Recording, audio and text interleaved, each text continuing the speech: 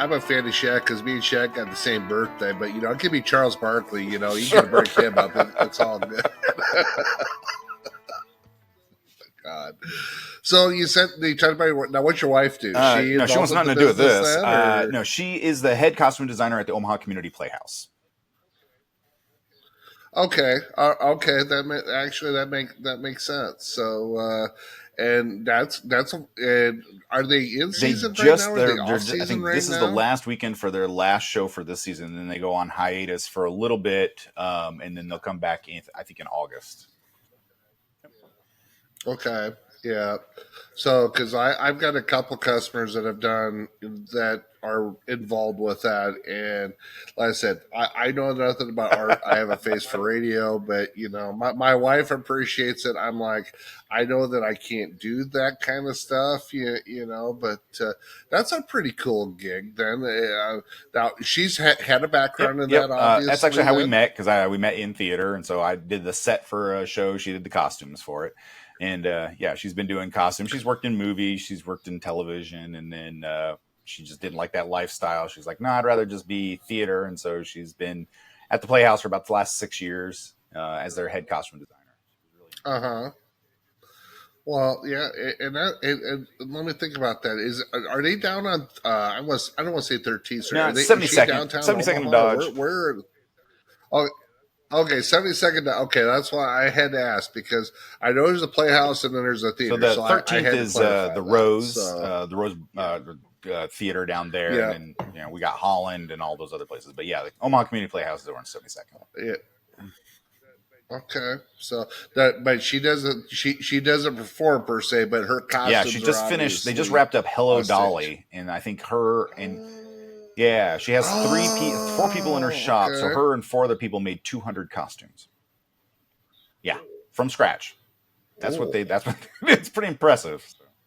Yeah, if you get a chance, and she designs them all. wow. So basically, she's the one who says this is what it's going to look like.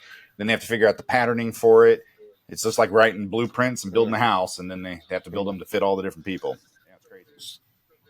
So does now she designs, does She she can. sew too She then tries to and avoid do it. She likes to pawn okay. that part off because that's more work. She just likes Well, yeah. I mean, if you're the designer, say, hey, this is to what I figure it want. out. I need you That's right. to She's the make this foreman look of the like shop. that. So I mean, she's the head of it. Now she will sew, and she can sew circles around all of them because I mean, when you're doing small city theater or where she went to school, Pittsburgh. You were in charge of making your own stuff, so you had to figure out all of that, which is great. Yeah, And I will say that is a boon for University of Nebraska Omaha for their theater department, is because you can be a designer, but yeah, you're going to get your hands dirty and you're going to learn all that all aspects of it. And so then when you go to design something, you're not designing so fantastical because you're grounded, and so you understand what's possible and what's not. yeah, Um, and so that's yeah. been a huge help for her. So yeah, she builds it when she needs to, but otherwise, nah. Yeah, that's what she's getting paid to build. She's getting build Yeah, 200 costumes. My God, I don't think I have 200 outfits. I know I don't have 200 outfits in my closet. So they all say Air Server, Wallstein Plumbing, or Iowa Hawkeyes, or maybe the Packers. I don't like 200 crazy. outfits. And Like, they're not wait a simple. minute. Like some of them, like some of the ladies' outfits, they're like 8 layers deep. So you're just like it's crazy. It's so crazy what she does. Yeah. Well, my wife's into Bridgerton. Yeah, that's what I'm she's sure you, building. yeah. Yeah, that's what Hello So, Dolly was. and Crazy. yeah, okay. Say, yeah, it's like, yeah, you're not going down. You're not going down to Target No, or not wherever so buying much. that No, kind of stuff. So, yeah. Now, does she lay out your no, outfits no. for She you does not every care day? how I Then, look. so, She's like, you're on your own, bud. I yeah, yeah. correct. Unless we're going out, it says you got to wear If I'm that being color. photographed with her, no, she has a say. Let me tell you.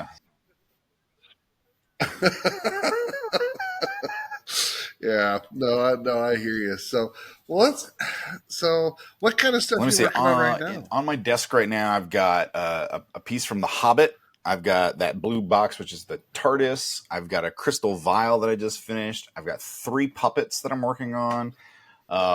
Yeah, Uh huh. I'm a mishmash of stuff. It's kind of crazy. Okay. I do a lot of props and stuff. Custom carbonite. We were talking about Star Wars earlier, so if you've seen Han Solo frozen in carbonite, I do that, but I sculpt other people inside of Okay. it, so I make anybody frozen in carbonite. So I got one of those on the books as well. Okay. It's just really what just comes across, and it's every week it's something different. It's Something different. Someone calls you at 10 o'clock on Sunday night and says, that's exactly "Hey, what it is. Paul, I got this idea. Yeah, they may or may not have been doing mushrooms or whatever it is in California, but we need this by Thursday." I really wish that was a joke. It's the truth. Like I literally got a call one day, and it was we need a box. In that box, we want a bunch of pickles at a rave with a hot dog DJ, and we need it by tomorrow. And I'm like, all right, let's do it. And that's some of the stuff that comes. Or we need 2 realistic, life-size praying mantises playing double dutch with bumblebees. Okay, it's just you get some wacky things requests. So Yeah. So yeah, I was gonna say some things you probably, but obviously your mind is kind of in tune with that. So I'm guessing that's probably the kind of stuff that gets you kind of it opens stuff up. You kind of go, hey, I can come up. And with honestly, this the more shit. bizarre the better. Because if you could walk into Target or into Walmart and buy the damn thing, that you wouldn't hire me. And so, I wanted to come up with something that's a little bit crazy. And what's nice about it is they can come to me with an idea, and I'll be like, well, we can make it better if we changed it to this, or we added this feature.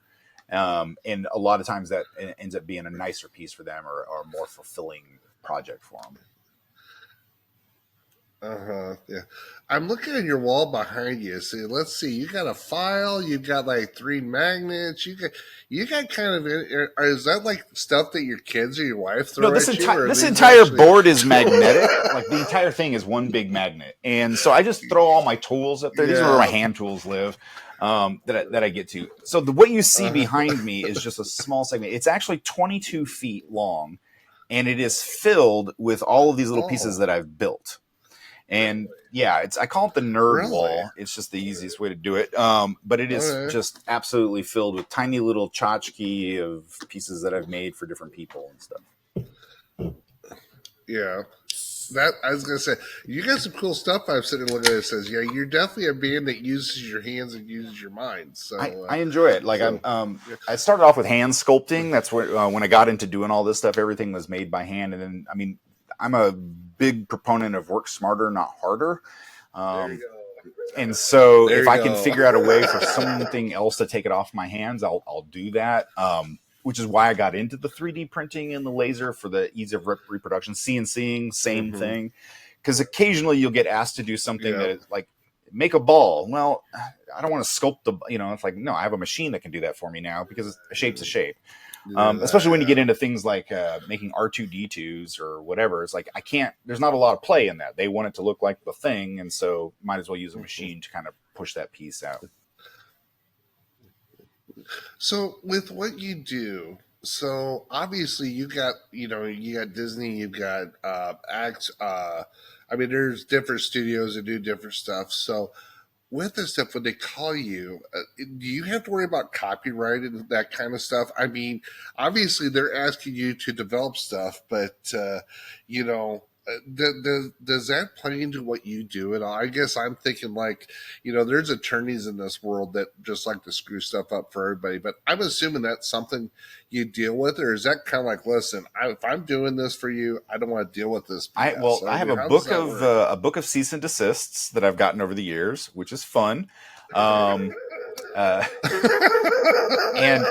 have signed some contracts. Like the worst contract I think I ever signed was for Disney, because in there it says that we own anything you work on while you're under our employ. And it is ours from here till eternity on this world and any other world. And I'm like, what are you getting into, Disney? So yeah, it's crazy. Their contracts are pretty crazy. Now, as far as copyright goes, it's really interesting because I work there's a gray area. Yeah, well, and if you've ever I don't know if you know what cosplay is. There's costume plays like at Comic-Cons and that kind of stuff. Yeah. Yeah, Technically, every single person absolutely. who dresses up like somebody can be sued because they're stealing, intellectual property. But we get into this whole thing with trademark versus copyright. Copyright, you get a little bit more leeway. Case in point, I actually designed a prop from a movie, and I'm the guy who sells it, and I sell like a master version of it. It's the closest you can get online, whatever. I get a call one Sure. day, and they're like, "Hey, we would like to purchase one of those things from you." I'm like, "Okay," and they're like, "By the way, can we have the plans for it as well?" I'm like, "No, I don't sell the plans." No. And they're like, "Well, we're actually No. No. No. No. No. producing this on Broadway and based on the movie, and you're the closest we have to the props that you can't get anymore. And so we're wondering if we can buy the plans from you so that we don't have to spend all this time." And I'm like, so they're buying my stolen IP for their IP that they own, and they're paying me for it. It's like this real weird crisscross. And so I'm in the program for it as well. Like they paid me, and I had friends in the industry, and they're like, "How can you charge somebody to give them the plans that you stole, but you're selling it back to them?" I'm like, America, that's the answer. I mean, it's Uh, they paid cash. I don't know what the hell happened to exactly. And I run into that a lot. That's one of the biggest questions that I get. And honestly, like if I'm looking in your background right now, you've got the Hawkeyes logo back there, and you see a little R that's on it. It's registered trademark. Yeah. But the thing is it doesn't Yeah. say Iowa Hawkeyes on it. So technically, you could mass produce that logo that's sitting back there, and it's okay for you to sell those as long as you're not infringing on the trademark until they wanted to shut you down. Because I deal with a lot of like superhero stuff and that kind of thing. The analogy that I like to use is that if you go to a convention and you've got the guy who actually designed Spider-Man for the comic industry, and you've got a fan who draws it, and they have a booth next to each other, the guy who makes it for real is going to sell them for like $1,000 a drawing because it's the actual real deal. It's worth something. But the fan's going to sell it for like $10-$20. And when you're dealing with a bunch of people coming in to buy stuff, you're going to have little kids going like, "I want mommy, I want a Spider-Man drawing." And they're going to go to the guy who makes Spider-Man, and mom and dad's going to be like, "I'm not spending $1,000 on something for my kid." Exactly. But I'll spend $10. And it's true. And so what could happen is the guy who does the actual Spider-Man could turn to the fan artist and say, "Hey, look, man, you're stealing my copyright. You're stealing my work and whatever. I'm going to shut you down." And he has the full right to do that. But they know that if that guy sold that $20 picture of Spider-Man to that kid's going to grow up loving Spider-Man, and eventually he's going to become a customer. He's going to buy all the costumes. He's going to buy all that stuff. Yeah. But if I'm a jerk about it and I shut it down, and then they're like, "Well, no, we like Spider-Man, but the company that has Spider-Man shuts everybody down. We're going to stop buying Spider-Man stuff." And so that's really what it comes down to. So, and the difference is the trademark and copyright. The copyright is the imagery of what it looks like. Trademark is the text. So like if I went around selling everything that said Circle of Trades on it, as my brand, you'd be like, "Hey, now. And in American law, if I use your trademark illegally and you don't pursue me, I can own it. Whereas with copyright, you don't have to. And so it's a gray area that we all kind of work in. And give Toster $10 and you can. I don't know if you would tell him you're me though. That might cause you some problems. I was doing products for a show that had been going on for 10 years. It's a huge prolific show.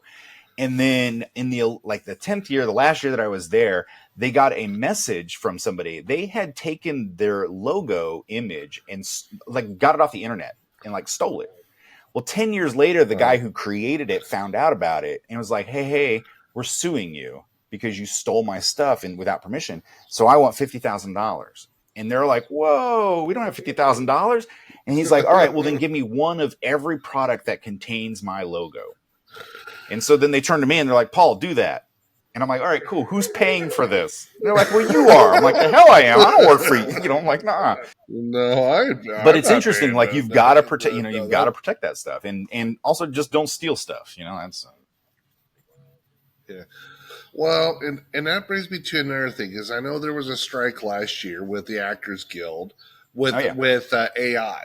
Now, AI is kind of a totally different deal, but does that affect what you do? I love the AI argument because so AI for artists, there's this big there's a big brouhaha with it. Now, with the writer strike, 100% agree they should not be using AI, because what it was is the companies wanted to cut out writers and just pay minimum wage for them to clean up what the machines do.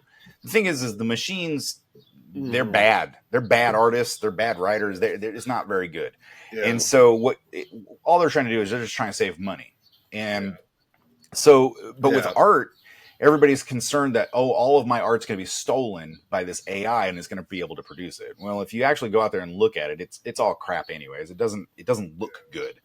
But the bigger one is that anytime you've signed up for any kind of social media, any social media, they say directly in there, we own your stuff.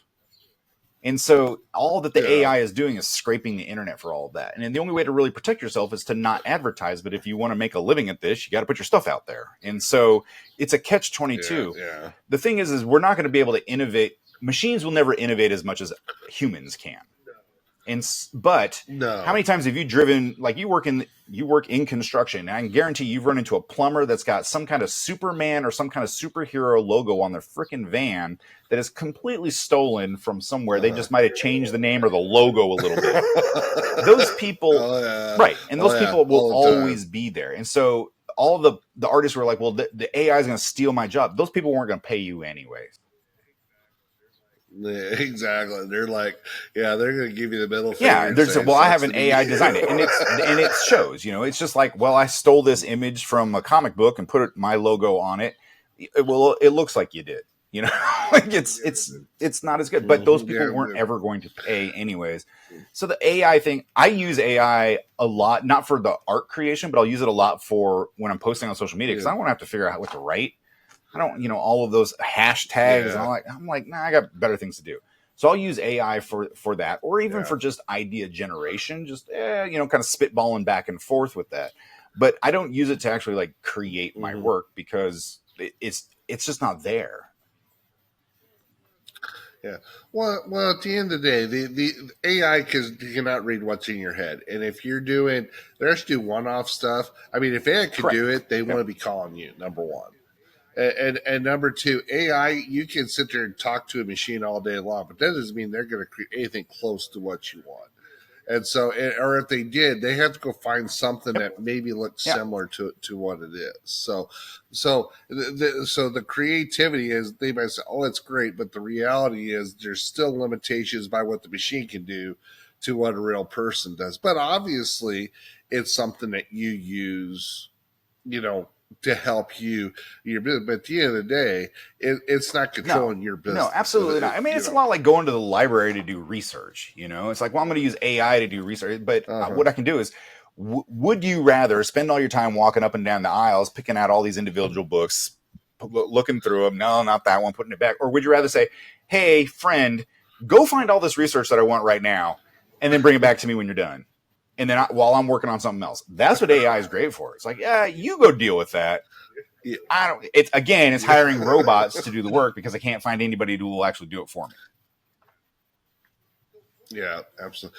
So next question, I'm going to say this. What kind of, have you done much locally? I mean, obviously you're doing stuff for Hollywood, different places. Have you done much locally for people? Or, I mean, I'm sure your wife has voluntold. Oh yes. I just finished the horse for the Playhouse for that Hello Dolly. They needed a horse costume. So I'm like, oh yeah. Okay. It's really funny. I've been doing this job for, I'm going on 21 years now, and I can count on both my hands how many pieces I've sold in Nebraska. Yeah. Really? Midwesterners are do it themselves. Like, if you've ever been to a craft show with your wife or anything like that, you'll see more people walk up and down the aisle. That's really neat. I'm going to go home and do that. That's really neat. I'm going to go home and do that. And that's just our mentality. And so we don't have a lot of things that we're just I've done trade shows here and just spent money to sit there and sell nothing. It's just not worth it. I do like bigger installation pieces. Sure, I've done some of those locally, or designs for like a set or something like that. Yeah, but as far as like the product goes, no interest. It's really well. Listen, Omaha, Nebraska, it's a decent sized town, but it's not exactly the best. If you had to make your living what you do in Omaha, I mean, you'd be eating ramen. I'd be begging for ramen. It would be. It's so much worse. No, and that's the great thing about the internet. And honestly, people always, because when I went to the Tonight Show, I actually got to tour the set and all of that, and they introduced me to everybody. But everywhere that I went, they introduced me as Paul from Nebraska, and every single person went, "Oh," and I'm like, "Yeah, Big Metal Bird got me here. This is cool." It's like they don't get it. But the thing is living in Nebraska is great because I'm in the middle. And so I can ship anywhere. And they're like, well, when can you get it? I'm like, I'll ship it. I shipped something to Canada yesterday. It's there today because we're so centrally located. And the internet is great because I've sold things to Zimbabwe and, New South Wales and you name it, I've probably shipped to it because the internet's there. And as long as you make something somebody's interested in, they'll find you. As long as you're not shipping it yellow freight, you're good. Of course, they're out of business now. So let me guess. I bet you know where the FedEx terminal is in UPS, Omaha. USPS, and I've been there like minutes before they close. Sometimes that's for sure.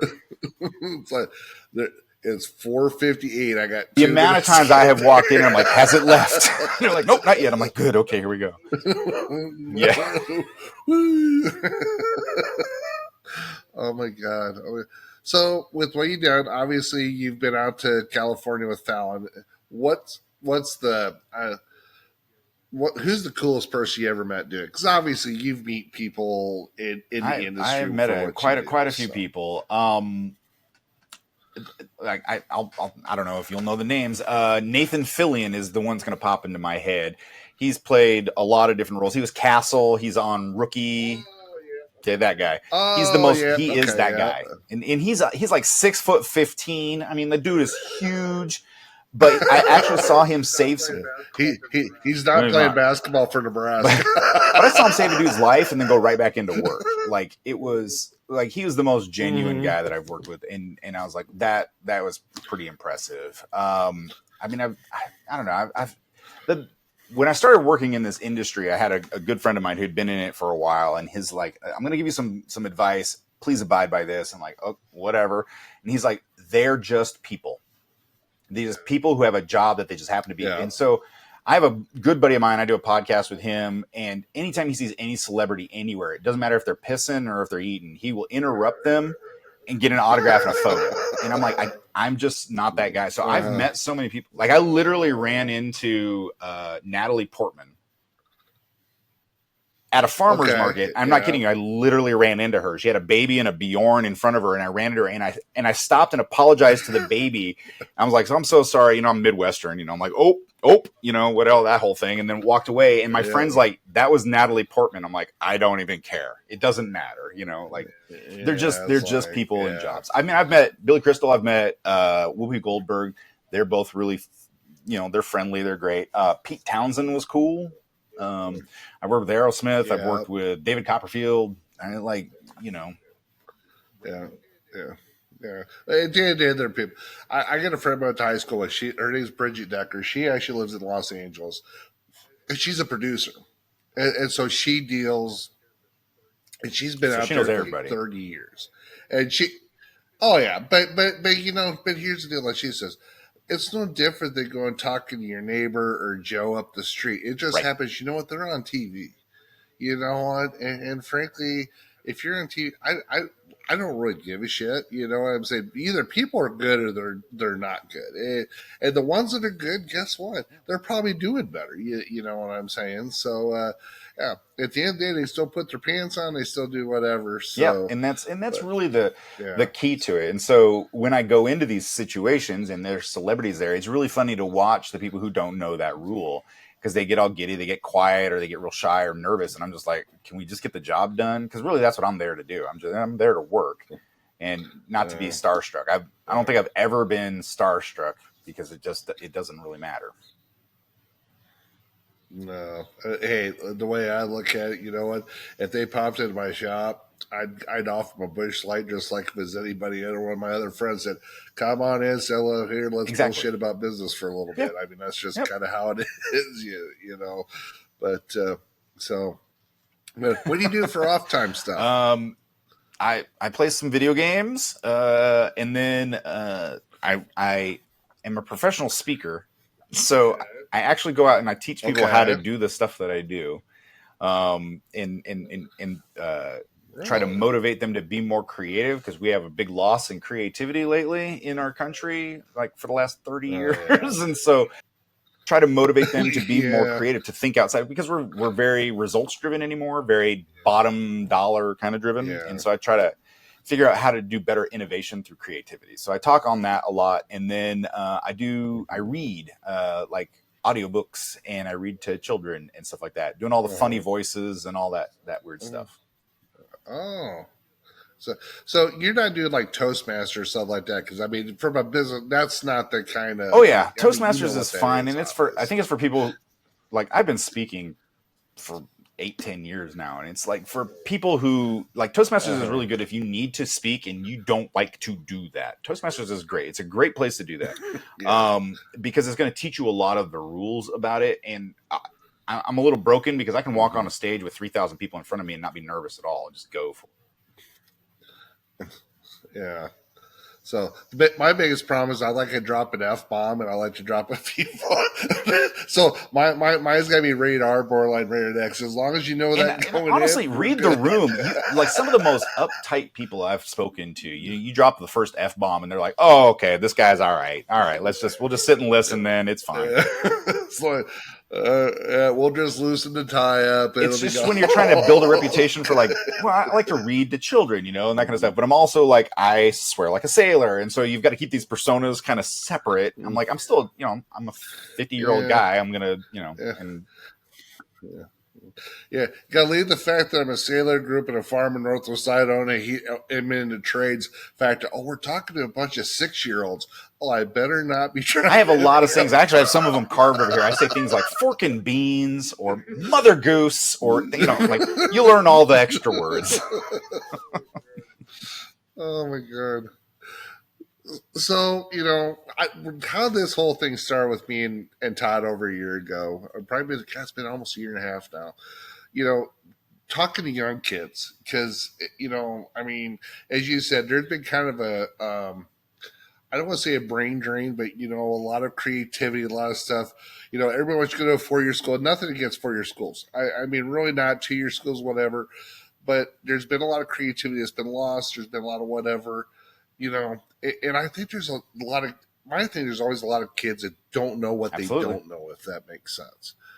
Um, if you're now, obviously you fired 13 people, so you're not looking to hire anybody, but which I think is fantastic, by the way. So I got a friend of mine that says, you either change people or you change people. So obviously you figured that out very well. So, but what if you're talking to a group of high school kids today and they're saying, "Hey, this is what I do," or whatever? Obviously you get to work your hands, you get to talk with people, you get to be creative. Yours a hands-on. Yeah, you went to school for it, but a lot of stuff that you've done, you made the context of college. But a lot of stuff you've done, you could have just as well learned Yep. working for somebody. So what would you tell the younger generation, or like your own kid that's 17 years old, that doesn't want to do this, obviously, or doesn't think they want to do it right now? What do you tell them? I mean, what are Honestly, your like thoughts be? I love school, love it. Like it's my sanctuary, all of that. I went to college, got a terminal degree. I've honestly been telling my kid, don't go to college, and go to a trade. Yeah, And the reason that is yeah, because, or let me find you an internship, because we're to the yeah, point, like I went to UNO, and when I went there, I got 4 years of college for $50,000. It's now $100,000 to get that same degree. Crazy. And the thing is crazy. the degree's not better. It is. You're now paying for high school courses. It's like when you do a general ed, that's just a money making scheme. You're not learning the thing that you're going to do. So go to a trade school, learn something that's hands on. And the other thing is a degree. And again, keep in mind, I love school. I was a college professor. But when you get out Yeah, into the real world, they don't care what that piece of paper has on it. They just want to know that you're committed enough or you're indebted enough that you'll take whatever job you can get. So what I tell kids is that, look, mm-hmm. honestly, find something that you're passionate about. Go figure out where to learn it. If it's Mm-hmm. flipping burgers, become the best burger flipper out there. If it's picking up trash, be the best trash picker Yeah, upper that you want. If whatever it is, become the best at it. And then the biggest secret is When you're tired of it, quit. Do something else. Yeah. It's kind of fun. We're having this discussion today, kind of along them lines, and it was, who was I talking to? I was talking to an employee or something going to a job site. We're talking about this. And he said, there used to be teachers that used to make fun of the janitor or, the maintenance guy or whatever. But the reality is, and listen, teachers are great. We need teachers. So don't get me wrong. But teachers, you go to a 4-year school, and in Iowa, Council West Iowa, state of Iowa, they finally raised the teacher starting salary to $50,000 a year minimum. Yeah. That's your janitor that's making $22 an hour or whatever it is making the same amount of money. That's right. As that teacher. And you sit there and tell you, and here's the problem. There's a lot of teachers going in, find out there's no money in it, then they go do something else. And there's not people going into the trades, and HVAC, plumbing, and electrical, but doing what you do, just different crafts and skills, welding, manufacturing. And there's so much money to be made as long as you're willing to get a little bit dirty. And you want to use your mind, I want to sit there and punch holes for 8 hours a day. That's not my idea. When I was in high school, I toured Future Business Leaders of America. We toured the Vickers plant. And I will never forget touring this plant. And I saw this tiny little Asian woman, just the smallest little petite thing. And all she did was press a button all day long. And she had this muscle on her forearm. It was like Popeye's spinach. But otherwise, she was just thin as a rail. But this because she did this for 8 hours a day. And I'm like, I will never do this. Thank you for this tour. Never. When I got out of high school, because I went to high school up in Spencer, Iowa, and then I was going to go to, before I joined the Navy, I was going to go to Northwest Iowa Technical College up in Sheldon. I was going to go for HVAC or whatever it's going to take. And I went to work for Rosenboom Machine and Tool in Sheldon, Iowa.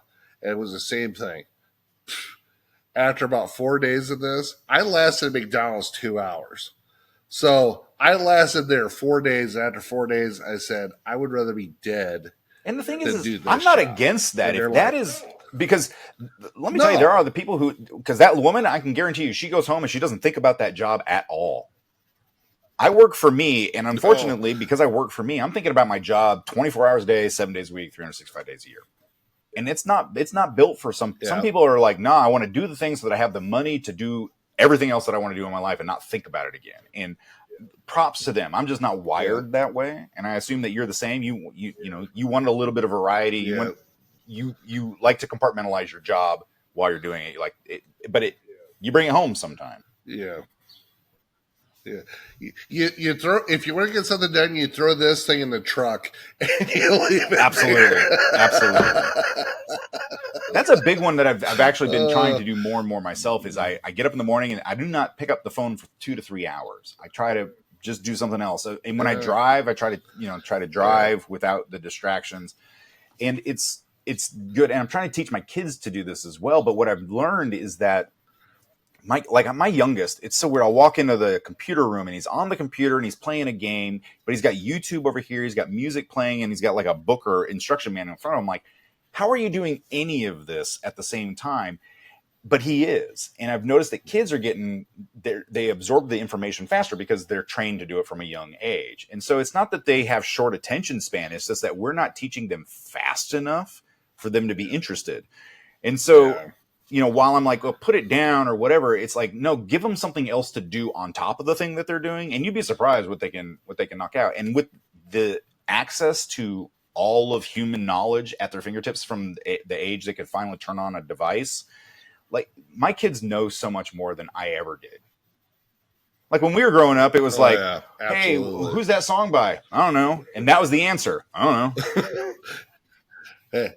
Hey, listen, I graduated in 1991. I had we were beyond 8 tracks, but we had the tape player, and it's like, okay, is this the right tape? Right. You're like, and they're just sitting in the back seat on the floor or something. You're just digging around trying to find it. And you're like, that one's good enough. Well, this is a cheeseburger. Oh, there's the tape I want. I still have a tape deck in my Pilot. Let me tell you, I got a Honda Pilot out there. Still has a tape deck in. I love that damn thing. Oh yeah. Really? Was it an aftermarket? No, it was the or did last you year order they with made it. It was a it was a 2005 Honda Pilot. It's got 372,000 miles on it, and it has tape deck in it. And it was the last one. It doesn't have an auxiliary port, so you can't plug any devices into it. It's got a cigarette lighter, you know. Yeah, well, you know. Hey, you know, if you're smoking your cancer sticks or your cigars, it is what it is. So, oh my, so, but no, very, very, very, very interesting. I was going to ask you one more thing. I got a lot of stuff in my mind, but yeah, it sounds like now you say you grew up. Did you graduate from Valley or did Omaha you graduate Northwest. from?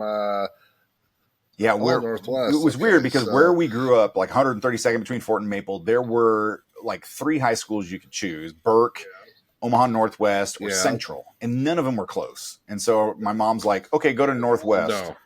Central? Yeah, Central, clear downtown. I mean, it's clear downtown. And so then I was a sophomore when they moved out to Valley because I graduated in '94, and they moved out there. And where my parents bought a farm, there's no school district. Is not zoned. So they're like, you can go wherever you want. So I drove 30 miles to Northwest High School every morning, 30 miles back every night.